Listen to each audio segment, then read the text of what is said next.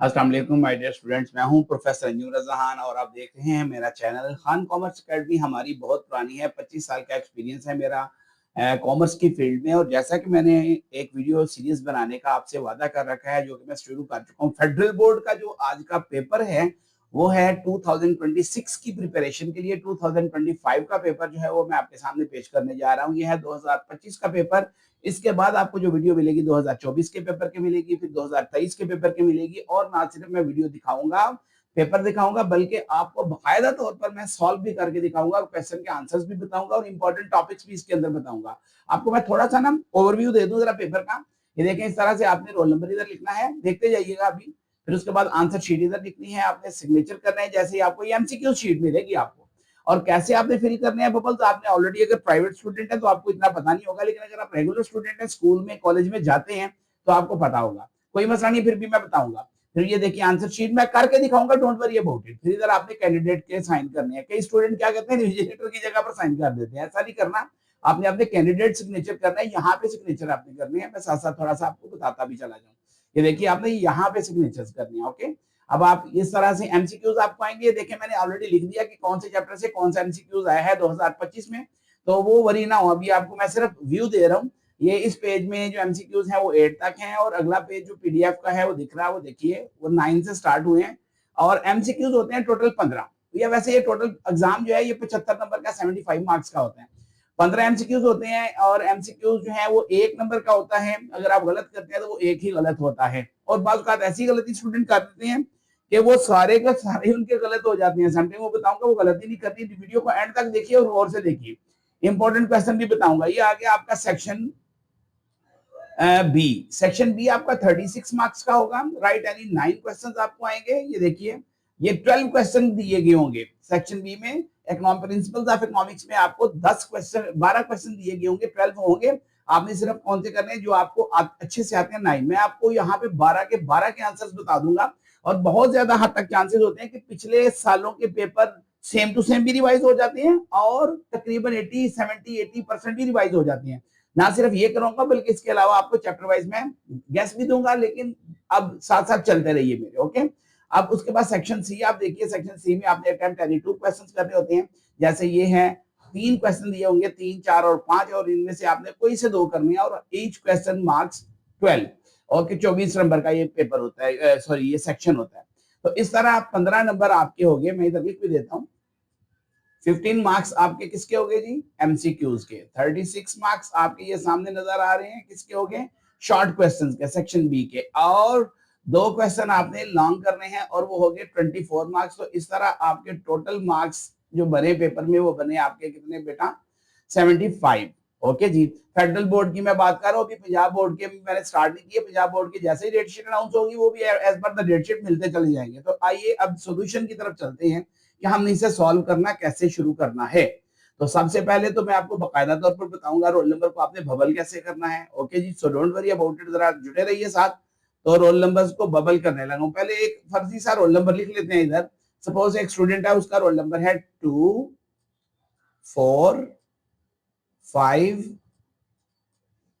Okay, और आगे roll number है उसका 3 0 2 एंड 1। ये उसका स्टूडेंट का क्या है, रोल नंबर।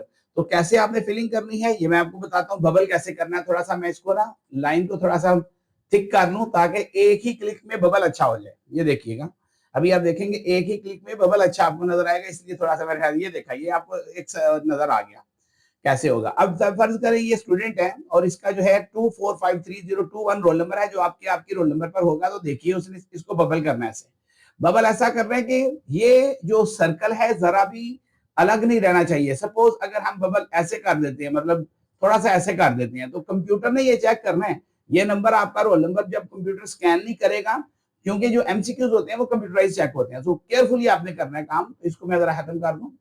ये देखिए जी जनाब, ये है 2, और उसके बाद है 4। तो ये देखिए 4 को मैं करूंगा। बड़े रिलैक्स होके पूरी वीडियो आप देखें। जिनको समझ है वो बेशक थोड़ी सी आगे करके अगले पार्ट पर चले जाए, अगले थोड़ा सा करके चले जाए, वो मसला नहीं है कोई भी। यहाँ 4 है, अब 5 है अगले कॉलम में, तो यहाँ पे 5। कुछ स्टूडेंट जल्दी में क्या करते हैं, इधर ही ऐसे खुद ही लिख देते हैं, या पता नहीं अजीबो गरीब भी काम कर देते हैं, एक ही जैसे कर देते हैं, आगे पीछे ऊपर नीचे कर देते हैं, वो प्रॉब्लम हो जाती है। अब ये देखिए 3 है तो इधर हम 3 को क्लिक कर देंगे और इधर 0 है तो इधर हम 0 पर जो है ना बबल करेंगे और इधर 2 है तो 2 को बबल करेंगे और इधर 1 है तो इधर 1 को बबल करेंगे। तो इस तरह देखिए आपने बबलिंग ऐसे करनी है। ओके हो गया जी। इसको मैं फिर दोबारा से थिन कर लेता हूँ, थोड़ा-सा बारीक कर लेता हूँ ताकि मुझे लिखने में प्रॉब्लम ना हो आगे जब समझाऊँ आपको। तो ये हो गया एक काम। चलें जी आगे चलते हैं। सपोज यहाँ पर आंसर शीट नंबर लिखना है। आपको ना एक शीट नंबर मिलेगा, ये थोड़ी-सी इंस्ट्रक्शन की ज़रूर पड़ेगा। कहता है टाइम अलाउड 20 मिनट्स। अब एमसीक्यूज़ के लिए आपको 20 मिनट्स मिलेंगे। ये देखिए मैं इसको सर्कल करना चाहूँगा। A is section A is compulsory और इसको आप किसी भी सूरत छोड़ नहीं सकते। सेक्शन ए कंपल्सरी भी है। All parts of the sections are to be answered on this page and handed over to the centre superintendent. आपने तमाम पार्ट्स जो है इधर ही सॉल्व करने हैं और फिर सुपरिटेंडेंट को आपने जमा करवा देना अपना ये वाला पेपर जो है। उसके बाद देखें डिलीटिंग। सपोज अगर आप डिलीट करते हैं, मैं करके भी दिखाऊंगा आगे।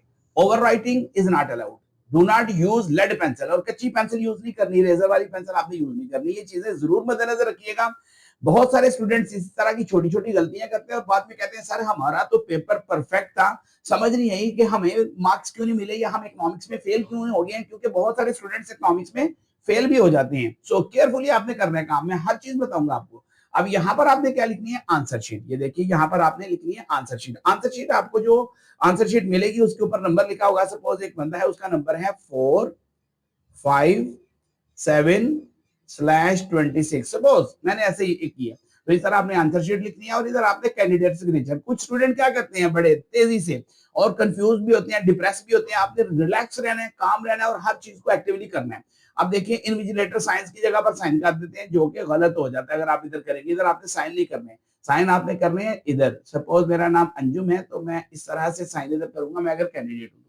डन हो गया जी। आगे चलते हैं जी। अब बाकायदा तौर पर सोल्यूशन की तरफ भी चलते हैं। मैं साथ साथ आंसर तो आपको बताता चला जाऊंगा और साथ साथ मैं बबलिंग करूंगा। बबलिंग के लिए मुझे एक काम करने दीजिए, थोड़ा सा मुझे बढ़ाने दीजिए इसको, ताकि बबल अच्छा हो जाए और बुरा ना लगे। ठीक है जी। जैसा कि पहले क्वेश्चन का जो आंसर है ये देखें, बबल अच्छा हो जाएगा। ठीक हो गया। अभी देखिए पहला क्वेश्चन है आपका, how many methods are available to drive economic loss. आपने बड़े गौर से सुना है, बात का एमसीक्यूज टू द पॉइंट आ जाते हैं, बेलिहाजा मैं एक एक चीज सॉल्व करने वाला हूं, बड़ा अलर्ट होके देखिए।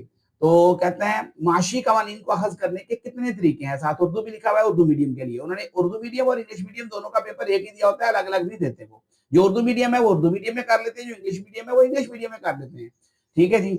तो ए आंसर है इसका जी। इसके दो मेथड्स होते हैं इकोनॉमिक्स क्लास के। तो देखिए मैं ए को बबल कर रहा हूँ, तो बबल थोड़ा सा गलत है मेरा, तो आपने पूरा बबल करना सही तरह से। अगर गलत भी हो गया थोड़ा सा तो मैं आगे चलूंगा।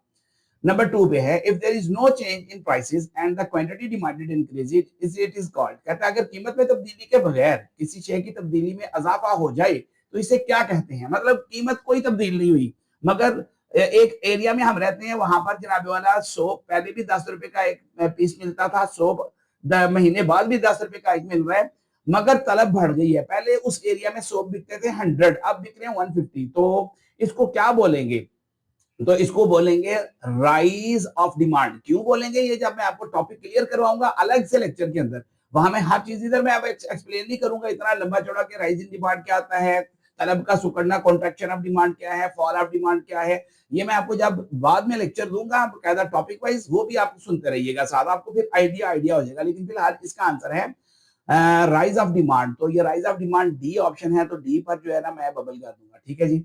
इसी तरह से देखिएगा क्वेश्चन नंबर 3 है, द सप्लाई कर्व इज। रसद का खत होता है। रसद जो होती है, मैं आपको छोटा सा खत बना देता हूँ। रसद इस तरह से होती है, ये एक डायग्राम है सपोज। ठीक है। तो जैसे जैसे कीमत बढ़ती है ना, रसद का ताल्लुक होता है प्रोड्यूसर से, बेचने वाले से। जैसे जैसे प्राइस बढ़ती है ना, सपोज पहले अगर प्राइस 1 है, फिर 2 है, फिर 3 है, तो जैसे जैसे प्राइस बढ़ेगी ना, तो मैं अगर प्रोड्यूसर हूं ना, मैं क्या करूंगा, मैं अपनी सप्लाई भी मार्केट में बढ़ाता चला जाऊंगा। यानी मैं कुछ इस तरह से बनाऊंगा डायग्राम में। ठीक हो गया। यानी उसका जो कर्व होता है वो इस तरह ऊपर की तरफ जाता है, जैसे प्राइस बढ़ती है सप्लाई भी बढ़ती जाती है। आपने देखा होगा कि जब महंगाई होती है तो जैसे कीमतें कम होती हैं तो शॉर्टेज होती है। ठीक है जी। शॉर्टेज हो जाती है, चीजें नहीं बेचते लोग जो है। जैसे ही डिमांड तेज हो जाती है, लोगों को चाहिए होती है, वो फिर मार्केट में फेंकते हैं और अपनी मर्जी से चीजों को बेचना शुरू कर देते हैं। तो ये पॉजिटिवली स्लोप इसको बोलते हैं। क्या बोलते हैं, जब कीमत के साथ साथ सप्लाई भी बढ़ती है उसे बोलते हैं पॉजिटिवली स्लोप्ड। तो ये क्वेश्चन नंबर 3 जो है, रसद का हक जो है वो आपका मुस्बत रुझान रखता है। कौन सा, मुस्बत रुझान रखता है, यानी मुस्बत होता है, नंबर 3 वाला। तो ये ए है जी, यहाँ पर मैं क्लिक कर दूंगा। ठीक है स्टूडेंट, मुझे उम्मीद है आपको ठीक समझ आ रही है। अब आगे क्वेश्चन नंबर 3 है, मैं थोड़ा सा एक्सप्लेन करना चाहता हूँ। मेरी आदत है कि मैं बगैर एक्सप्लेन किए मुझे अजीब सा लगता है, लेकिन आप सुनिए, आपके लिए फायदा है। जब आप लेक्चर सुनेंगे और अच्छा हो जाएगा। मैं हर एक का डिमांड पर, सप्लाई पर, हर टॉपिक पर मैं लेक्चर दूंगा आपको, डोंट वरी। लेकिन फिलहाल पेपर सॉल्व करो, थोड़ा सा आपको जो है ना आइडिया हो जाए, हौसला तसल्ली भी हो जाती है कि हाँ यार, हमने पिछले 3 साल के पेपर आते हम यहाँ सॉल्व करवाए थे और हमने किए हैं, हमें आते हैं, और इनमें से हो सकता है कोई 30-40% आ गया तो आप पास हैं। नंबर 4, क्योंकि मैं 25, 24 और 23 3 साल के कम अज कम मैं आपको पेपर सॉल्व करके दूंगा। The utility drive from the additional unit of a commodity is known as, कहता है ये जो किसी शे की इजाफी इकाई से हासिल होने वाला जो अफादा होता है वो क्या होता है, ये है चैप्टर नंबर। ये देखिए आपको मैं साथ साथ बता भी रहा हूँ। पहला जो क्वेश्चन था वो फर्स्ट चैप्टर में से आया, मैं बोलूंगा नहीं, आपको आइडिया हो जाना है। दूसरा chapter D and S, D and S का मतलब होता है डिमांड एंड सप्लाई। तीसरा जो एमसीक्यू है वो भी D and S, demand and supply में थर्ड चैप्टर में से आया है। और क्वेश्चन नंबर 4 जो है वो सेकंड चैप्टर में से आया है। आप देखें पहले 3 चैप्टर्स के अंदर ही 4 एमसीक्यूज, बल्कि 5 एमसीक्यूज पहले 3 चैप्टर्स में से ही आ गए। तो लिहाजा आपने बड़ा अलर्ट होकर इनको तैयार करना है। खास तौर पर तीसरे चैप्टर में देखें 3 एमसीक्यूज आए हैं। तो ये देखिए कहता है the utility drive from the additional unit of commodity is known as what. ठीक है जी, is known as what? A initial quality utility, sorry, B positive utility, C marginal utility, and D negative utility. तो ये है marginal utility. मैं अब आपको marginal utility के बारे में बताऊंगा, ये क्या होता है जब इसका टॉपिक आएगा। तो ये सी आंसर इज करेक्ट, तो मैं इसे इधर कर दूंगा जी। आगे चलते हैं, देखें वैसे ये एमसीक्यूज नंबर 5 जो है ये भी हमारा थर्ड चैप्टर में से आया है। Elasticity of demand for substitutes and jointly demanded goods is called, कहता है नेमुल बदल और मुश्तरक तलब वाली अशिया की तलब की लचक को कहा जाता है। तो क्या कहा जाता है? तो इसको कहा जाता है क्रॉस इलास्टिसिटी ऑफ डिमांड। तो देखते हैं, पॉइंट इलास्टिसिटी ऑफ डिमांड होता है, क्रॉस इलास्टिसिटी ऑफ डिमांड, बिल्कुल ये आंसर है। आर्क इलास्टिसिटी ऑफ डिमांड है और इनकम इलास्टिसिटी ऑफ डिमांड है। ये सारी इलास्टिसिटी लॉन्ग क्वेश्चन में भी आ सकती है, ये मैं बताऊं, लेकिन वैसे ही उन्होंने एमसीक्यूज में बता दिया। ये एमसीक्यू दिया तो इसका बी आंसर होगा, तो लिहाजा हम बी को क्लिक कर दीजिएगा। ठीक है जी। अभी आप एमसीक्यूज नंबर 6 देखें 7 में, और 7 भी 7 चैप्टर में से है, और 7 चैप्टर इंतहाई इंपॉर्टेंट है। जिस तरह 3 चैप्टर इंपॉर्टेंट है लॉन्ग क्वेश्चन के पॉइंट ऑफ व्यू से भी, और शॉर्ट भी देखिएगा इसमें से आएंगे। ये जो 7 चैप्टर है ना, प्राइस एंड आउटपुट डिटर्मिनेशन, ये है परफेक्ट कंपटीशन वगैरह के बारे में, ये बड़ा ही इंपॉर्टेंट है, बहुत इंपॉर्टेंट है जी। तो आइए देखते हैं इसमें एमसीक्यूज क्या है। तो एमसीक्यू इसमें आया है जनाब वाला आपके सामने जी, मैं पढ़ता हूं। When there is a perfect competition in the market, the marginal cost and average cost are, ठीक है, कहता है जब मार्केट में मुकम्मल मुकाबला होता है तो मुख्ततम लागत और औसत लागत, यानी मुख्ततम मुसारफ कह लें, ठीक है, या औसत मुसारफ कह लें, या लागत कह लें, बात है क्या, उर्दू मीडियम वालों की बात कर रहा हूं, क्या होगा। ठीक है जी। तो 6 जो है वो आप देखिए 0 होगा, मिनिमम होगा, मैक्सिमम होगा, इक्वल होगा। तो जनाब वाला इसका आंसर है इक्वल, बराबर होगा। ये कैसे होगा, ये मैं जब आपको डायग्राम बना के बताऊंगा, जब इसका टॉपिक मैं पढ़ाऊंगा आपको फिर बता दूंगा। मैं बार बार बोल रहा हूँ कि ये ना समझिएगा कि शायद मैं क्लियर नहीं करवाऊंगा। ठीक है जी। तो इस तरह आपने पूरा बबल करना है, अच्छे से करना है, आपने सर्कल के अंदर रह के करना है, मुझे नहीं देखना मैं यहाँ टिकिंग करता जा रहा हूँ। नंबर 7 पे देखिए, under perfect monopoly average revenue, यानी कि AR, marginal revenue, MR, curve are क्या होते हैं। अब ये उर्दू खुद पढ़ लीजिएगा, मैं उर्दू भी पढ़ूंगा तो टाइम ज्यादा लगेगा। तो चलिए देखते हैं इसका जो आंसर है 7वें का वो क्या है। वर्टिकल, यानी उसके बाद नेगेटिवली स्लोप्ड होता है, हॉरिजॉन्टल होता है, या पॉजिटिवली स्लोप्ड होता है। ठीक है जी। तो इसका आंसर है नेगेटिवली स्लोप्ड। ये नेगेटिवली स्लोप्ड, ये इसका आंसर है, ये बी आंसर बनता है। तो हम इधर क्लिक कर देंगे बी पर। आगे चलिए 8 पर चलते हैं। 20 मिनट्स आपके पास होंगे, आपने जो नहीं ना आता होगा मैं बता दूं टिप, आपने साथ उसे स्किप कर देना, उसे बाद में छोड़ दीजिएगा। जो आते हैं ना जल्दी जल्दी पहले वो करना है, ताकि टाइम वेस्ट ना आपका हो। ओके, अभी आप देखिए आगे, what is the total number of factors of production. है total number of factor of production क्या होते हैं? ये तो बहुत आसान सा सवाल है, 4 होते हैं, वो 4 हैं। लैंड, लेबर, कैपिटल, ऑर्गेनाइजेशन, तो ये तो 4 हैं। तो ये बी वाला जो है ये आपका आंसर है। देखिए लैंड, लेबर, कैपिटल, ऑर्गेनाइजेशन, ठीक है, तो ये बी वाला आपका आंसर है जनाबे वाला। अब आगे चलते हैं 9 की तरफ। तो 9 जो है ये देखिए 9 क्या कह रहा है, the law of constant return the marginal product. ये किसमें से आया है? लॉ ऑफ रिटर्न का चैप्टर है। ये जो मैंने लिखा हुआ है ना अलग से इस तरह, ये चैप्टर और उसका नंबर लिखा हुआ है मैंने, लॉज ऑफ रिटर्न का चैप्टर है। और ये 5 जो है ना 5वां चैप्टर है और ये 9th MCQs last of return में से आया है। ज़रूरी नहीं कि हर दफ़ा इसी तरह आए, लेकिन वैसे मैं बता रहा हूँ कि इन चैप्टर्स में से ये देखें इस तरह आ रही है। In the law of constant return the marginal product in the law of constant return the marginal product, जैसा कि इसका नाम ही कांस्टेंट रिटर्न है, इसका नाम ही क्या है कांस्टेंट, तो लिहाजा इसका जवाब भी कुछ ऐसा ही होगा। तो इंक्रीज नहीं, ये तो बढ़ता है, डिक्रीज ये तो कम होता है, तो कांस्टेंट का मतलब है एक जैसा रहना, रिमेन कांस्टेंट, तो डेफिनेटली आंसर आपका ये रिमेन कांस्टेंट बनेगा, सी वाला आंसर होगा। तो ये देखिए सी ऑप्शन जो है हमने ये क्लिक कर दिया, डन हो गया जी। आगे चलते हैं 10 पे। Under perfect competition the demand curve लाज, मुकम्मल मुकाबले कहता है तलब का हद जाहिर करता है, क्या जाहिर करता है जी, ये कौन से चैप्टर में से है, ये भी 7th चैप्टर में से आ गया। 7th चैप्टर में से ये तीसरा एमसीक्यूज आई थिंक सो आ रहा है मेरे ख्याल से, ये पिछले भी 2 आए थे, अभी फिर आ गया। Under perfect competition the demand curve shows, कहता है कि डिमांड कर्व क्या शो करता है, अभी देखते हैं कि डिमांड कर्व क्या शो करता है। अभी देखते हैं वो, वैसे तो वो शो करता है average cost is equal to variable cost, नहीं ऐसा शो नहीं करता। Average revenue is equal to, ये इज इक्वल टू साथ पड़ा हुआ है, ये आपने देखना इज इक्वल टू है, ये is equal to marginal revenue. Average revenue is equal to average cost, ठीक है, average revenue is equal to average cost, तो ये आ जाता है average revenue is equal to आ जाता है marginal revenue, average revenue is equal to marginal revenue, ये वाला बी वाला आंसर है जी आपका। तो बी पर आपने इस तरह बबलिंग कर देनी है। आगे चलते हैं क्वेश्चन नंबर 11 पे। क्वेश्चन नंबर 11 है स्टूडेंट्स आपके लिए जी। क्वेश्चन नंबर 11 आपके सामने ये रहा, main elements of the circular flow of national income, ये 9 चैप्टर में से नेशनल इनकम का मैक्रो इकोनॉमिक्स का टॉपिक है, उसमें से आया है नेशनल। ऊपर वाले तकरीबन माइक्रो वाले थे, मैं अभी आपको ये भी बताऊंगा माइक्रो क्या है और मैक्रो क्या है, डोंट वरी। तो अभी देखें main elements of the circular flow of national income is national income, ठीक है, कौमी आमदनी के दायरी बहाव में अहम अनासर क्या हैं, ठीक है। तो 11 जो है ये क्या कह रहे हैं, नंबर ए पढ़ते हैं। हाउस होल्ड्स क्या है, हाउस होल्ड्स नहीं, बिल्कुल नहीं। फर्म्स जी बिल्कुल ये भी नहीं। और आगे आ गया हाउस होल्ड एंड फर्म्स, बिल्कुल जी, कहते हैं circle flow of national income के एलिमेंट में हाउस होल्ड भी आती है और फर्म्स भी आती है। इंडस्ट्रियलिस्ट नहीं, ये तो बिल्कुल नहीं आते। घराने और कारोबारी इदारे नेशनल इनकम में शामिल होते हैं। तो ये सी वाला जो है ये करेक्ट आंसर है, सी वाला, यानी कि ये वाला करेक्ट आंसर है आपका। नंबर 12 पे चलिए, the value of money decreases, ये मनी के टॉपिक में से आया है, ये मनी के टॉपिक में से आया है जनाबे वाला आपका। और ये 10वां चैप्टर है आपका, कौन सा चैप्टर है, 10वां चैप्टर है मनी के टॉपिक में से। The value of money decreases in, ज़र की कदर में डैश में कमी होती है तो उसे क्या बोलते हैं। कहता है जब ज़र की कदर में कमी होती है तो जाहिर सी बात है, तो महंगाई होती है, तो पैसे की कदर नहीं रहती, उसे महंगाई बोलते हैं।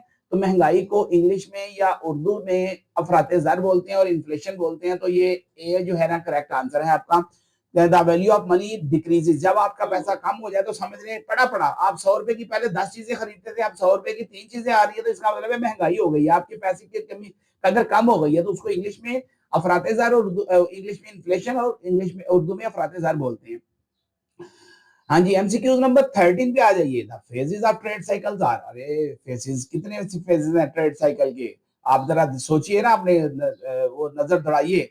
तो ट्रेड साइकिल के जो फेजेस हैं वो जनाब वाला बूम है, डिप्रेशन है, रिसेशन है, रिकवरी है, तो ये 4 फेजेस हैं, ठीक है। तो ट्रेड साइकिल के फेजेस होते हैं टोटल 4, तो ये D answer is correct. So D पर आप जो है इस तरह क्लिक करेंगे। फिर आगे देखिए नंबर 14 पे है, और ये किसमें से है, ये भी मनी में से, मनी से में से भी देखिए दो आए हैं एमसीक्यूज।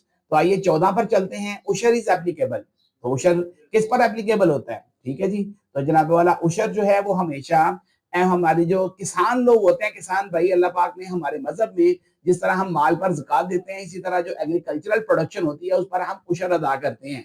तो इस बार भी जब मैं वर्बल लेक्चर दूंगा बड़े मजे के, आपको हर चीज आएगी, डोंट वरी। तो ये उशर का जो है ये आंसर डी है, यानी कि ये एग्रीकल्चरल प्रोडक्शन है ये वाला। नंबर 15 पे है, the theory of absolute advantages was presented by, कहते हैं ये थ्योरी ऑफ एब्सोल्यूट एडवांटेज है, ये किसने प्रेजेंट की थी, ये 12वें चैप्टर में से आया है इंटरनेशनल ट्रेड में से। और ये जो उशर वाला है ये आपका 13वां चैप्टर है पब्लिक फाइनेंस एंड ज़कात में से। तो इंटरनेशनल ट्रेड में से जो क्वेश्चन है वो कहता है कि कुल्ली बर्तरी का नजरिया पेश किसने किया था। तो आपने बताना है जी एडम स्मिथ ने किया था, क्योंकि सबसे पहले चूंकि इकोनॉमिक्स को इजाद इसने किया था, तो मोस्टली जो बड़े बड़े टॉपिक है ना वो इसी के पेश करना है, थ्योरियां खास तौर पर। तो अभी आप इस तरह से आपका एमसीक्यूज अपने इख्तिताम को जा पहुंचा। और देखते हैं कि क्या हिसाब किताब है जी। बिल्कुल ठीक है, ये सारा मैंने बयान कर दिया। मैं थोड़ा-थोड़ा ऊपर नीचे करूँगा, अगर आपने स्क्रीनशॉट लेना है समझने के लिए, कुछ देखने के लिए तो आप बताइए, और अगर आपको समझ नहीं आई किसी चीज़ की या कोई टॉपिक आप स्पेसिफिक मुझसे पूछना चाहते हैं जो आपके दिमाग में बड़ा रड़क रहा है तो मुझे भी बताना है। तो आइए अब बगैर कोई देर किए इसी वीडियो के अंदर हम स्टार्ट करने वाले हैं क्या जनाब वाला, हम स्टार्ट करने वाले हैं अपना ये वाला पोर्शन, यानी कि समझ लें सेक्शन बी, बगैर कोई देर किए। ओके, तो आइए सेक्शन बी में देखते हैं आंसर एनी व्हाट क्वेश्चंस। इसको थोड़ा सा आप थिक कर लें, बबलिंग की जरूरत नहीं है, थिन कर लें, थिन, बबलिंग की जरूरत बिल्कुल नहीं है अभी। सेक्शन सी जो है ये देखिए हमारा 36 मार्क्स का है, बड़े रिलैक्स हो गए। अच्छा, स्टूडेंट्स की एक और साइकी होती है कि वो जैसे ही देखते हैं पहले 2 क्वेश्चन नहीं आते वो उधर से शार्ट हो जाते हैं। शार्ट होने से क्या मुराद है? शार्ट होने से मुराद स्टूडेंट्स ये है कि वो समझ लेते हैं कि शायद उन्हें कुछ आता ही नहीं है या पेपर बड़ा टफ है, वो पहले 2 शॉर्ट क्वेश्चन पर ही या पहले 2 एमसीक्यूज पर ही सब कुछ डिसाइड करके बैठते हैं, और ये चीज उनके लिए प्रेशर में इंक्रीज करती है। इस चीज से उनका प्रेशर जो इंक्रीज होता है। टोटल टाइम अलाउड 2 ये जो है टाइम अलाउड है 2 आवर्स और 40 मिनट्स। टोटल मार्क्स बी और सी के हैं वो आपके सामने ही है। ये कितने हैं देखें, 60 हैं, 15 का हम कर चुके हैं।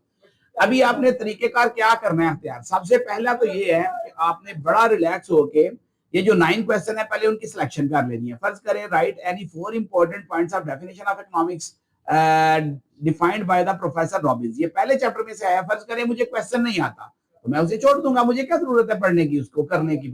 फिर differentiate between stock and supply है, ये भी मुझे नहीं आता, छोड़ दें। तो ये नहीं कहना शुरू कर देना बड़ा ही मुश्किल है जी, बड़ा मुश्किल है, मैं नहीं कर पाऊंगा, वो प्रेशर इंक्रीज होता है। What is cross elasticity? For example मुझे ये क्वेश्चन आता है, मैं इसे क्लिक कर दूंगा ऐसे कि ये मैं करूंगा।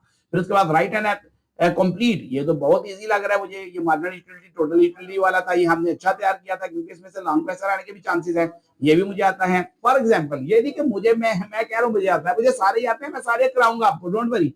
इवन के इनका सोल्यूशन पीडीएफ में मैंने बना के रखा है, जिसको चाहिए वो कमेंट में लिखे हुए हैं, पीडीएफ में पूरा सोल्यूशन उसको सेंड कर दूंगा। ठीक है जी, फिर आपस में हम व्हाट्सएप का भी लेन देन कर लेंगे, लेकिन कमेंट सेक्शन से आगे बढ़ेंगे ताकि पता चले मेन और रेगुलर स्टूडेंट्स कौन से हैं। ठीक है जी, उन्हीं को ये चीज जाए और वही अपना टाइम लगाएं, दूसरे लोग अपना टाइम वेस्ट ना करें। ये आईकॉम पार्ट 1 का पेपर है फेडरल बोर्ड वालों के लिए। Make a diagram and show what would be the effect of equilibrium price when demand and supply increases in equilibrium portion. ये भी बहुत इजी है, कोई मसला नहीं है, लेकिन इसको छोड़ने ये नहीं आता हमें जी। फिर उसके बाद आ गया 6 पे आ जाए, ये हमें आता है differentiate between fix cost and variable cost. ये 7 चैप्टर अब आप खुद देख लीजिए, मैं हर एक का चैप्टर नहीं बोलूंगा, मैंने चैप्टर्स लिखे हैं कि किन में से आए। देखिए 2 शॉर्ट क्वेश्चन जो है ना आ गए इसमें से, थर्ड चैप्टर में से भी आपने देखा 3 एमसीक्यूज भी आए थे, और ये 8 नंबर ये लगा लें और 3 नंबर वो लगाए, 11 नंबर तो तीसरे चैप्टर में से इधर ही बन गए हैं। फिर उसके बाद कंज्यूमर डिमांड एंड थ्योरी आगे आ जाए जनाब वाला 3 क्वेश्चन, यानी कि 12 नंबर ये लगा ले और 15 नंबर इधर ही हो गए, ये तीसरा भी इसी में से है मेगा डायग्राम वाला। फिर differential between fix cost and variable cost आ गया जी, ये में आता है, हम इस पर क्लिक करेंगे तो बड़ी तेजी से ये डिसीजन आपने उधर लेने हैं। Right any 4 characteristics of perfectly competitive market. फर्ज करें हमें ये नहीं आता, हम इसे लीव करेंगे। फिर उसके बाद आ गया what is meant by horizontal mobility of labour, ये हमें आता है, हम इसे करेंगे। फर्ज करें what is meant bye national product, net national product, ये किसमें से आया है, ये देखिए चैप्टर नंबर 9 है नेशनल इनकम, ये उसमें से है। मैं आगे नेशनल इनकम लिखना भूल गया हूं, चैप्टर नंबर 9 नेशनल इनकम का है। 10वां जो है right any 4 characteristics of the barter system of the exchange of money etcetera. Right 4 important sources of government income वगैरह वगैरह। तो ये 12 क्वेश्चंस हैं, इन 12 क्वेश्चंस में से हम कितने करेंगे, सिर्फ और सिर्फ 9। तो स्टूडेंट देखिए मैंने आपके लिए बहुत मेहनत की, आप देखिए मैंने इन क्वेश्चंस को पूरा सॉल्व भी कर दिया आपके सामने। मैं बड़ी तेजी से पढ़ूंगा, क्वेश्चन वाइज चलूंगा। ये देखिए क्वेश्चन सेक्शन बी है, answer any 9 parts briefly. I am solving all parts of for you, मैं सारे पार्ट्स आपके लिए सॉल्व कर रहा हूँ। जरा तेजी से पढ़ूंगा, इस तरह आपकी तैयारी भी हो जाएगी। अगर आपको किसी को चाहिए तो मुझे बता दीजिएगा। तो देखिए सबसे पहले आ गया जनाब वाला आपका पहला क्वेश्चन, क्या है, right any 4 important points of. मैं इसको जरा थोड़ा सा जूम आउट कर लूं, जूम इन कर लूं ताकि आपको सही तरह दिख सके। जी स्टूडेंट ये देखें, पहला है right any 4 important points of Robins definition. तो ये 4 इंपॉर्टेंट पॉइंट आपने लिख देने हैं। पहला क्या है, ह्यूमन वांट्स आर अनलिमिटेड। दूसरा क्या है, मींस आर स्केर्स। तीसरा क्या है, scarce means have alternative uses. चौथा क्या है, man has to make choices among different wants. तो ये 4 पॉइंट्स हैं, आपके पहला चैप्टर है, ये पहले चैप्टर का क्वेश्चन था। Differentiate between stock and supply, differentiate between stock and supply, बिल्कुल सही, ये हमने छोड़ा हुआ था। ये देखें थर्ड चैप्टर में से आया है। तो देखें इसका आंसर क्या है, The total quantity of a commodity available with seller at a point of time is called stock। कहता है जो पैसा जो माल पड़ा होता है ना दुकान के, ये एक दुकान है, दुकान में जितना माल पड़ा होगा वो हमारा स्टॉक होगा। सप्लाई क्या है? The quantity of commodity which is seller is willing, और जितना माल उसे चाहिए, सपोज ये एक दुकान है और यहाँ पर सप्लायर है, सप्लायर से जितनी उसे डिमांड चाहिए दुकानदार को, वो मंगवाना जो चाहता है वो उसकी सप्लाई होगी, सप्लाई डिमांड होगी। स्टॉक हुआ है जो पड़ा हुआ है, सप्लाई हुआ है जो वो लाना चाहता है अपनी दुकान पर। चलिए जी आगे, कहते हैं इनका डिफरेंस भी बताना है। Stock means total value available in a shop, supply is a part of stock, the stock में एग्जिस्ट। आगे क्वेश्चन नंबर 3 पर सॉरी क्वेश्चन नंबर 3 देखिए, what is cross elasticity of demand. देखिए cross elasticity of demand measures the changes in demand of one commodity due to change in the price of another related commodity। ठीक है जी, तो इसका formula भी आपने लिखना है, वो मैं आपको जब पढ़ाऊंगा मैं बता दूंगा आपको, लेकिन आपकी बुक में अगर मौजूद है, आप तैयारी भी कर भी तो रहे हैं ना, तो इधर आपने उसका फार्मूला डाल देना। मैं लिखूंगा फार्मूला तो टाइम ज्यादा लगेगा, जगह मैंने इसलिए ही छोड़ी थी कि मैं लिखूंगा, लेकिन मैं देख रहा हूँ टाइम काफी चल रहा है तो मैं तेज से आगे की तरफ बढ़ू। अब आगे right and complete the following table, ये मैं कर सकता हूँ, ये ज्यादा टाइम नहीं लगेगा ना इसको। यूनिट्स ऑफ कमोडिटी है 0, अगर आपके पास 0 कमोडिटी है, मार्केट यूटिलिटी अगर आपकी 25 है, ठीक है, तो आपका टोटल यूटिलिटी भी क्या होगा? 25। सही।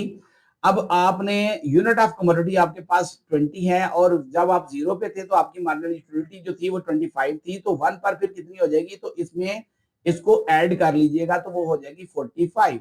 वो कैसे? वो कैसे स्टूडेंट, वो कैसे? मैं आपको बताता हूं कि ये सब कैसे हो रहा है। ये कुछ ऐसे हो रहा है कि हम ऐड कर रहे हैं। क्या कर रहे हैं हम स्टूडेंट? हम ऐड कर रहे हैं ना, इनको कमोडिटी ऑफ मार्केट को हम क्या कर रहे हैं? ऐड कर रहे हैं।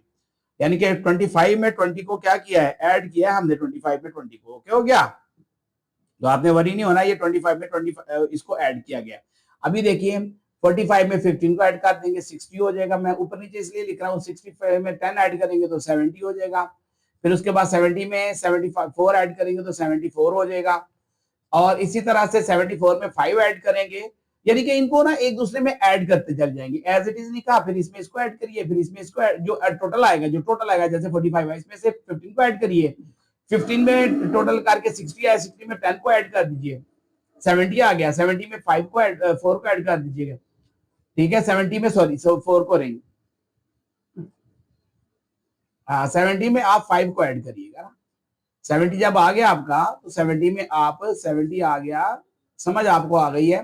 70 में 5 को ऐड करिएगा तो 75 आ जाएगा, और 75 के बाद हम पेट भर चुका है हमारा, और अब आगे अगर हम कोई यूनिट ऑफ कमोडिटी लेते हैं तो अब हमारा फायदा 0 हो जाएगा। तो ये हम 0 ऐड करेंगे 75 में, 0 ऐड करेंगे तो फिर भी हमारा इस पर आगे टोटल 75 ही बनेगा। यानी ये जो चौथी कमोडिटी और पांचवी कमोडिटी पर 75 ही रहेगा, क्योंकि प्लस 0 आ गया, तो ये टोटल यूटिलिटी इस तरह से आ गई है। ठीक है, मैंने आपको बता दिया। अब अगला है 5वां question, show the effect on equilibrium price when demand and supply increase in the portion, when demand and supply both increases in equal portion, equilibrium price remains unchanged, equilibrium quantity increases. ये देखिए answers मौजूद हैं, अगर आपको चाहिए तो मैं आपको सेंड कर दूंगा ताकि आप यही याद कर लें, ये रिपीट भी हो सकते हैं, ये भी मैं बताऊं। एक्सप्लेनेशन भी दी है, वो भी आप देख लीजिएगा। बुक अगर आपको यूज कर रहे हैं तो उधर आपको दिखेगा सब कुछ, और मैं वैसे एक्सप्लेन भी कर दूंगा जब इसके टॉपिक में शुरू करूंगा। 6 देखिए, differentiate between fix cost and variable cost. ये देखिए 6 क्वेश्चन है जी, ये 6 variable cost and fix cost. अच्छा, वेरिएबल कॉस्ट वो फिक्स कॉस्ट होती है जो कभी चेंज नहीं होती। जैसे अगर किसी फैक्ट्री का रेंट है, तो चाहे आप उस फैक्ट्री में काम करें या ना करें, आपको पैसा देना ही पड़ेगा, तो ये रेंट फिक्स कॉस्ट है। अगर आपने गाड़ी की इंश्योरेंस करवाई है, आप इंश्योरेंस करवाइए, चाहे आप जहमी हो या ना हो, मरे या ना मरे, आपको भी पेमेंट करनी ही पड़ेगी। तो गाड़ी लगे या ना लगे, आपको पेमेंट करनी पड़ती है साल की। सैलरी आप मैनेजर की सैलरी, अगर मैनेजर रखा है वो काम करे या ना करे, आपने जब रख लिया उसे तो मंथली सैलरी देनी देनी है। तो these are fix cost. Variable cost होती है कि अगर आप ज्यादा करेंगे काम तो ज्यादा पैसा लगेगा, कम करेंगे तो कम लगेगा। जैसे अगर हम फुटबॉल बनाते हैं, अगर हम 10 फुटबॉल बनाएंगे, 10 फुटबॉल का मटेरियल का कॉस्ट जो हो सकता है वो 100 हो, और अगर हम 1000 फुटबॉल बनाते हैं तो 1000 फुटबॉल का जो हमारा कॉस्ट है वो हो सकता है 10,000 हो जाए। तो देखें, ये जो वेरिएबल कॉस्ट है, मटेरियल की कॉस्ट होती है, वेरिएबल होती है। वेजेस ऑफ लेबर, अगर हमने 10 बंदे रखे हैं तो हमारी कॉस्ट हो सकता है 50,000 रुपया आ रही हो, और अगर हमें बंदों की जरूरत है 15 की, तो हमारी कॉस्ट अल्टीमेटली इंक्रीज कर जाएगी। तो ये वेरिएबल कॉस्ट वो होती है कि जैसे जैसे हम आगे बढ़ते हैं हमारी कॉस्ट बढ़ती है और ये चेंजेबल होती है, ठीक है जी। अब अगला है जनाब डिफरेंस। डिफरेंस क्या है फिक्स्ड कॉस्ट और वेरिएबल कॉस्ट का, ये आप जान चुके हैं, इसे पढ़ लीजिएगा खुद पॉज करके, मैं आगे जाना चाहूंगा ताकि काम को खत्म किया जाए। सेवेंथ आ गया जी, write any four characteristics of perfectly competitive market. कहता है परफेक्टली कॉम्पिटिटिव मार्केट के चार कैरेक्टरिस्टिक्स आप बताइए। मैंने 6 बता दिए, आपको इनमें से जो इजी लगते हैं, छोटे छोटे लगते हैं, फर्म इज प्राइस टेकर, ये ले लीजिए, नो ट्रांसपोर्टेशन कॉस्ट ये ले लीजिए, फ्री एंट्री एंड एग्जिस्ट, ये बड़ा अहम क्वेश्चन है परफेक्ट कॉम्पिटिशन का, और होमोजेनियस प्रोडक्ट ये ले लीजिएगा। ये चार आप ले लें, छोटे छोटे आपको याद भी जल्दी हो जाएंगे। ओके, आगे चलते हैं जी। क्वेश्चन नंबर 8 है, what is meant by horizontal mobility of labour. कहता है हॉरिजॉन्टल मोबिलिटी ऑफ लेबर क्या है? When a worker moves from one job to another job of a same status और rank, it is called horizontal mobility. मतलब एक बंदा है, ठीक है जी, मैं आपको बताता हूं, वो ना क्या बोलते हैं, स्टिच करता है, स्टिचर है, मतलब सीता है चीजें।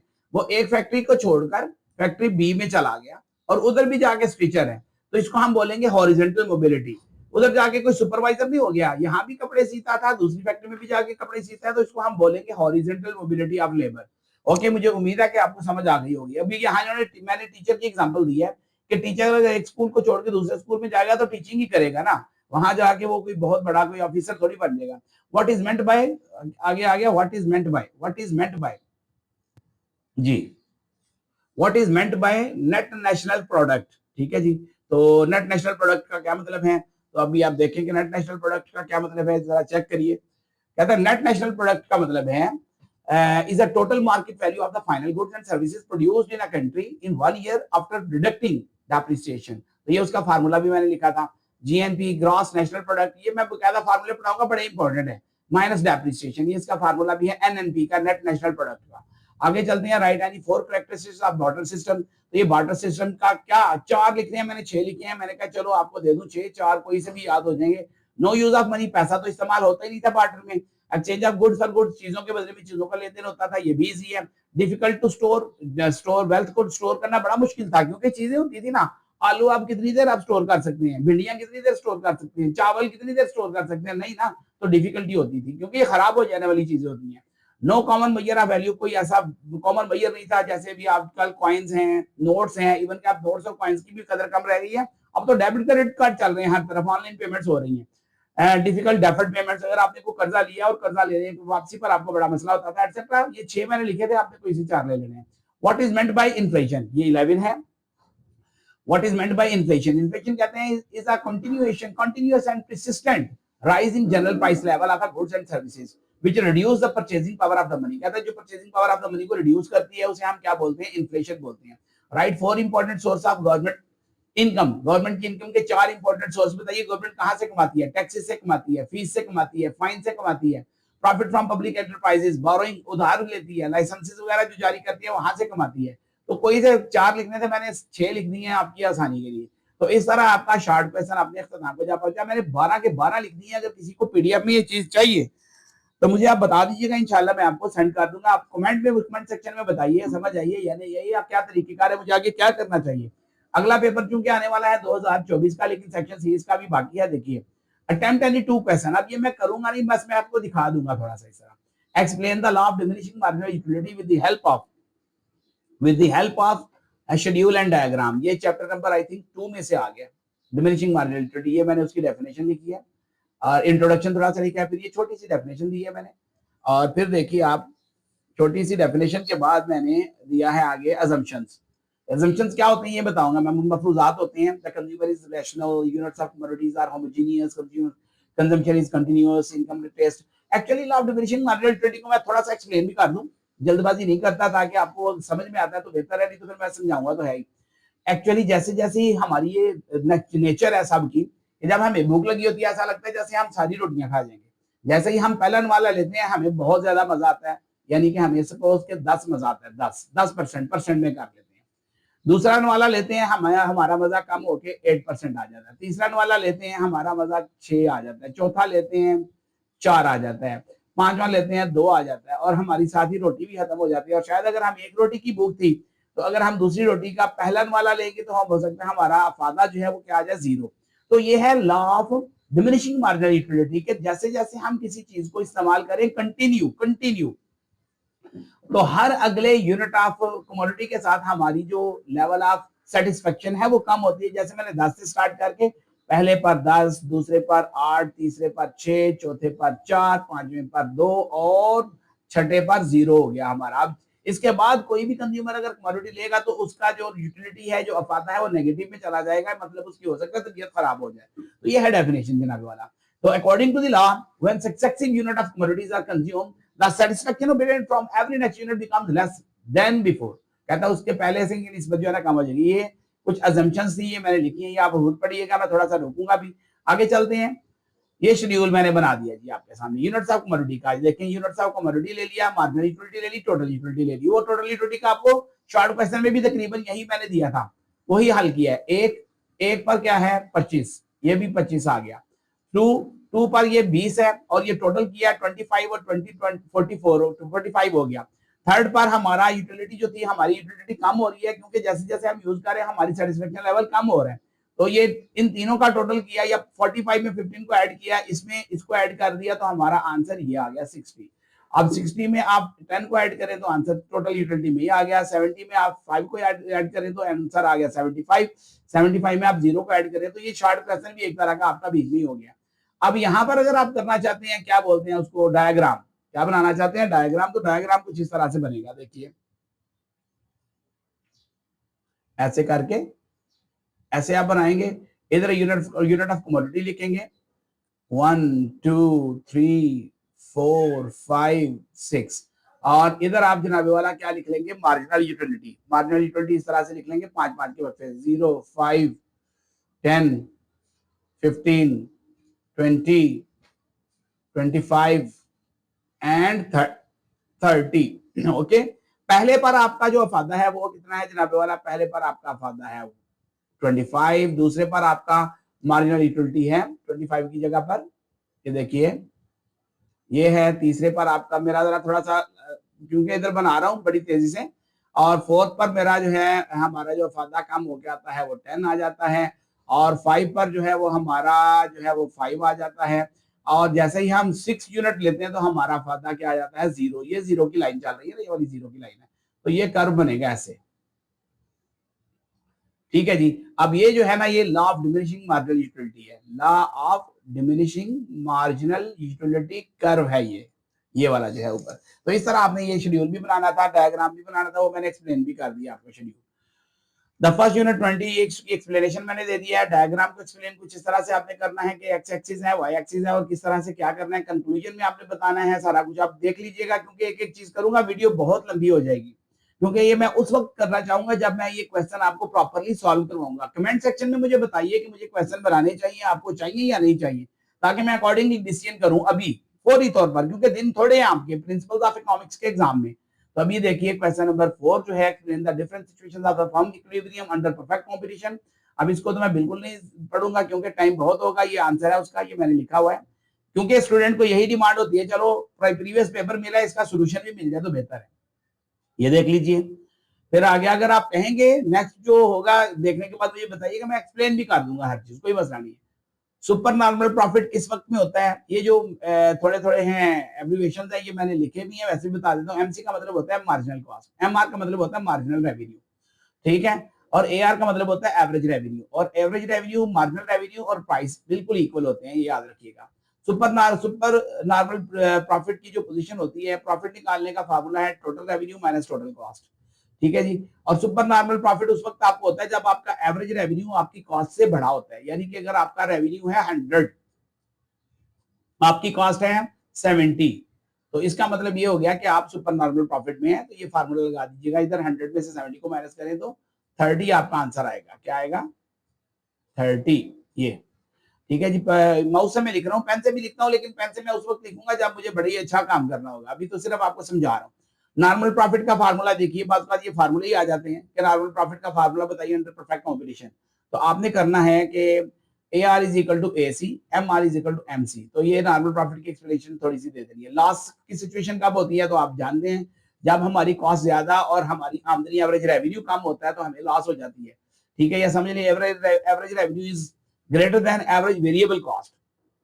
तो आगे चलते हैं। शट डाउन पोजीशन, फर्म की बाद का शटडाउन पोजीशन ये आ जाती है कि फर्म बंद हो जाती है, बहुत बड़ा लॉस उसको बोलते हैं शटडाउन पोजीशन। ये मैंने एक्सप्लेनेशन दी थी, पढ़ लीजिएगा। अब ये समरी सी दी थी ताकि आपको अच्छे से समझ आ जाए। कंक्लूजन भी मैंने बताया कि किस तरह होता है ये सारा कुछ। Describe in detail the quantity theory of money. ये quantity theory of money chapter number 10 में से मनी का टॉपिक है, उसमें से आया हुआ है। ये उसकी डेफिनेशन है, ठीक है। ये इंट्रोडक्शन थोड़ा थोड़ा सा, फिर उसकी डेफिनेशन है, फिर उसके बाद देखिए Fisher's quantity theory of money है। ये फार्मूला है कुछ इसका कि M V over T, M stand for what, V stand for what, P and T etcetera stand for what. ये देखते जाइए, ये मैंने सारा डिटेल में लिखा है। और जिनकी तैयारियां हैं ऑलरेडी उनको तो पता होगा, जिनकी नहीं है वो मुझे कमेंट सेक्शन में बताइए ताकि फिर मैं उसके मुताबिक आपके लिए भी थोड़ा सा एक्सप्लेन करूं, ठीक है। वैसे मैं टॉपिक वाइज बनाऊंगा, कोई मसला नहीं है। मैं आंसर फिर भी दे रहा हूँ, आप इसमें पॉज करके स्क्रीनशॉट लेकर अपनी कॉपी पर नोट करके कर सकते हैं। एक्सप्लेनेशन मैंने बता दी सारी। असम्पशंस ऑफ थ्योरी, थ्योरी के असम्पशंस क्या होते हैं, ये वाले 4 असम्पशंस हैं। बात का शॉर्ट क्वेश्चन ही पूछ लेता है तो ये आपको पता होनी चाहिए। फिर उसके बाद देखें 6 मैंने दे दिए थे, 4 आपने करने हैं, या 2-3 कर लीजिएगा। मेरिट्स क्या है ये मैंने बता दिया आपको, ठीक है जी। और क्रिटिसिज्म ऑफ द थ्योरी ये है, the velocity of money is not constant, volume of the trade does not remain fixed, it ignores the effect of the bank credit etcetera, so and so. Conclusion क्या है, the quantity theory of money states that the price level changes according to the quantity money in circulation etcetera. और इसके साथ ही ये section A के जो answers थे ये मैंने अलग से भी दिए हैं ताकि आप लोगों को कोई इश्यू ना हो, आप यहाँ से भी देख के आपने एमसीक्यूज के आंसर्स कर सकें, ठीक है जी। तो इसके साथ ही ये जो पेपर था पूरा का पूरा अपने इख्तिताम को जा पहुंचा। अब नेक्स्ट जो वीडियो आएगी वो 2024 का जो होगा वो पैटर्न होगा। हमें यहाँ से ये पता चला कि हमारा जो चैप्टर नंबर 3 है, मैं बता दूं जरा, चैप्टर नंबर 3 इंपॉर्टेंट है, ये मैं करवाऊंगा आपको। यहाँ से पता चला हमारा मनी का टॉपिक जो है चैप्टर नंबर 10 ये इंपॉर्टेंट है। यहाँ से पता चला हमारा जो है चैप्टर नंबर 7 परफेक्ट कंपटीशन वाला, ये इंपॉर्टेंट है। यहाँ से हमें पता चला चैप्टर नंबर 2 इसमें से लॉन्ग क्वेश्चन आया था, law of diminishing marginal utility का। तो ये long question plus short question, इन चारों चैप्टरों के अगर आप देखें ना टोटल, तो मेरा ख्याल है इन चारों चैप्टर के ही तकरीबन 55 मार्क्स बन रहे हैं इन 4 चैप्टर्स में से। तो इनको मैं हिट करूंगा, आप भी इनको अच्छे से तैयार करिए। नेक्स्ट पेपर में देखेंगे कि किसमें से आता है, क्या चीज आती है और क्या चीज नहीं आती। मुझे इजाजत दीजिए, चैनल को सब्सक्राइब करिए। फर्दर कोई चीज पूछनी है तो मुझसे आप पूछ सकते हैं। इसके साथ ही ये लेक्चर जो है ये अपने इख्तिताम पे पहुंचा। थैंक यू, खुदा हाफिज।